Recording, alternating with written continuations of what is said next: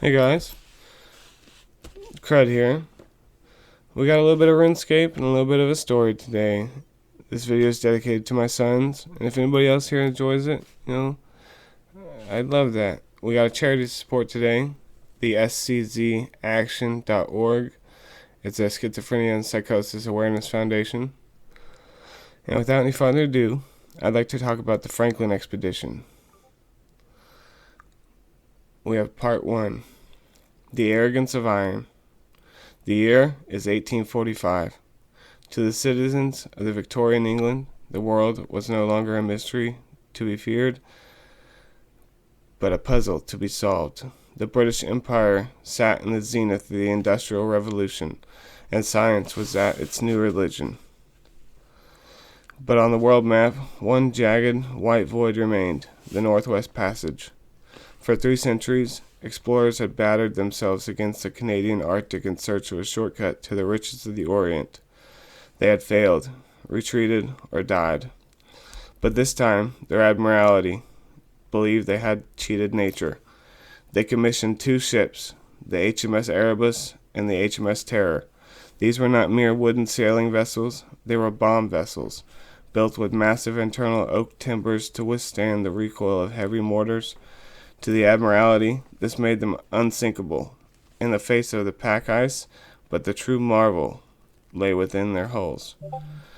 For the first time in history, the Royal Navy installed locomotive engines, the same iron beasts that thundered across the English countryside, into the bellies of ships. These engines powered revolutionary screw propellers that could be retracted into the hull to avoid ice damage. They had internal heating systems that pumped warm air into the crew's quarters and a desalination plant that could strip the salt from the sea. To lead this mechanical crusade, they chose Sir John Franklin. At 59, Franklin was a sentimental choice, a man of deep faith, and the, quote, man who ate his boots. From a harrowing land expedition decades prior, he was joined by Francis Crozier, a brooding, brilliant Irishman and master of magnetical research, and James Fitzjames, a charismatic rising star of the Navy. In May 1845, the ships groaned under the weight of 3 years of luxury. They carried 8,000 tins of meat and vegetables, 2 tons of tobacco, 1,200 books, and even a hand organ that played 50 tunes. As the ships disappeared into the Baffin Bay mist in July, the crew was described as extraordinarily happy. They believed they were sailing into the future. They were actually sailing into a graveyard. Part 2. The First Winter and the Hidden Poison. By the end of 1845, the expedition reached Beechney Island. Here, the first silent disaster began. To understand the Franklin tragedy, we must not look at the ice, but at the trash. On Beechney Island, searchers later found a mountain of over 700 empty tin cans. The contract for the expedition's food had been awarded to a man named Stephen Goldner. Because he was the lowest bidder and only had weeks to fulfill the massive order, the canning process was catastrophically rushed. The lead solder used to seal the tins was applied sloppily. In some cases, it dripped down the inside of the cans like candle wax, coming into direct contact with the acidic contents. As the men huddled in the warmth of the Erebus during that first winter, they were unknowingly ingesting a neurotoxin. Lead poisoning is a slow, cruel killer. It begins with fatigue and irritability, but ends in paranoia, abdominal agony, and the total breakdown of the central nervous system. But lead wasn't the only ghost on board. The first 3 deaths occurred here: John Torrington, John Hartnell, and William Brain. When their bodies were exhumed in the 1980s, they were found perfectly preserved in the permafrost, their eyes still open. Looking back from 1846, analysis showed they weren't just poisoned, they were riddled with tuberculosis. The cramped, humid, heated cabins of the modern ships have become the perfect incubator for respiratory plague. When the ice thawed in the summer of 1846, Franklin made his most critical error. Instead of heading south toward the known mainland, he steered the ships into the Victoria Strait, heading toward the western coast of King William Island. He didn't know that he was sailing into a polar cul-de-sac, if you will. A massive current from the north drove the entire weight of the Arctic ice pack into this channel. Once a ship entered, it was no longer sailing. It was being pinned against the land by millions of tons of moving ice. On September 12, 1846, the ship stopped, and they would never move again. Part 3. The 854-Day Night. Imagine 125 men living in a world where the sun does not shine for 3 months at a time. The ships were encased in ice so thick it reached the gunwales. To save fuel, the locomotive engines, the very pride of the fleet, they were shut down. The internal heating failed. The walls of the cabins became coated in a thick layer of rime ice from the men's own breath.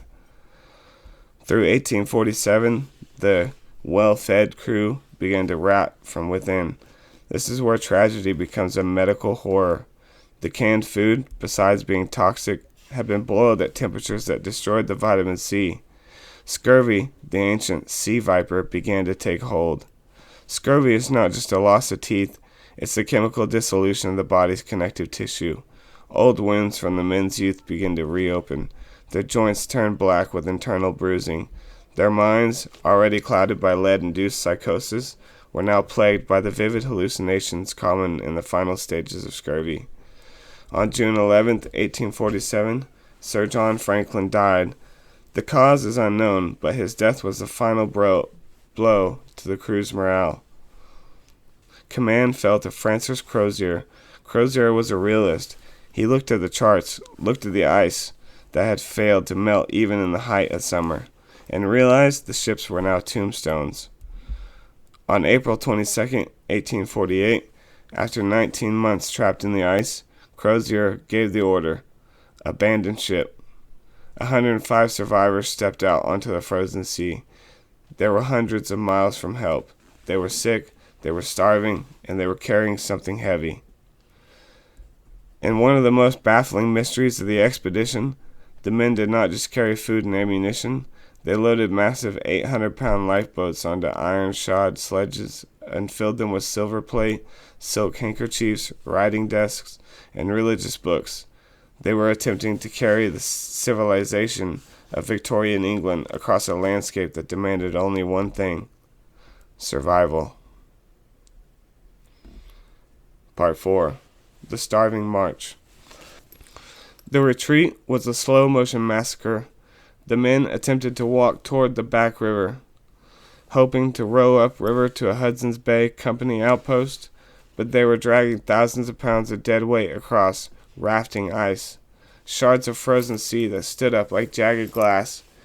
Inuit witnesses from the period later told stories that haunt the history of the North. They spoke of seeing a line of kabluna, or white men, pulling a boat. They described the men so thin as their mouths looked like dry bones. One Inuit woman recalled seeing a man who was so weak he could not speak. He could only point to his mouth. The survivors began to drop.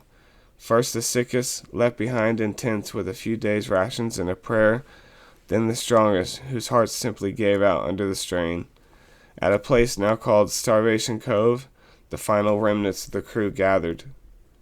In 1854, explorer John Ray met an Inuit woman who told him the unthinkable. The white men had resorted to cannibalism. When Ray reported this to London, the Victorian public was outraged. The author Charles Dickens wrote scathing articles claiming the Inuit were lying and that civilized British soldiers would never stoop to such savagery.